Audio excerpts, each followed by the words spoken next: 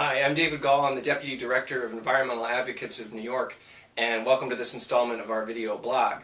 We should also welcome to New York State that $130+ billion behemoth that is the New York State budget. That's right, the legislature passed the budget this year a day ahead of the April 1st deadline. And so let's talk about what that means for New York State's environment. You have to remember that the governor's budget proposal that he put out way back in January of this year was a pretty solid start. There was a lot of good stuff in that budget proposal. But there were a couple opportunities to improve upon the governor's proposal that were missed. So let's talk about those. Number one, let's talk about the Environmental Protection Fund. The Environmental Protection Fund is that green piggy bank for conservation programs across the state. And the governor had proposed an Environmental Protection Fund appropriation of $134 million. It looks a little bit something like this. There are actually programs to fund projects to protect whales in there. Instead, the legislature had proposed increasing the size of the EPF over 4 to 6 years, so the EPF eventually would have looked more like this.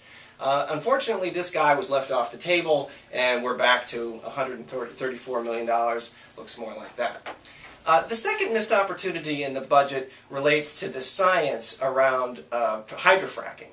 The legislature had proposed to take a close look at the public health impacts of fracking, and this was recommended by doctors, by medical associations, by the Nurses Association of New York State, and unfortunately that public health impacts assessment was left off the table as well. So I wanted to take the opportunity to thank you all for the calls and the letters and the emails that you sent over the past couple of weeks to help improve the budget process. And I'll give you one example of how all the work that you guys have done has had some effect. You may remember that the State Senate had advanced a proposal to extend some subsidies to dirty coal-fired power plants in western New York. These plants probably would have been retired and probably would have been shut down if it wasn't for this proposal to send money in their direction. Well, luckily, because of all the work that all of our members have done and groups across the state, those coal-fired power plant proposals are probably going to go the way of this guy right here into the ages of history. So we're very appreciative of all the work that you've done. And that's it for this week's installment of the video blog. Check us out next time. Thanks.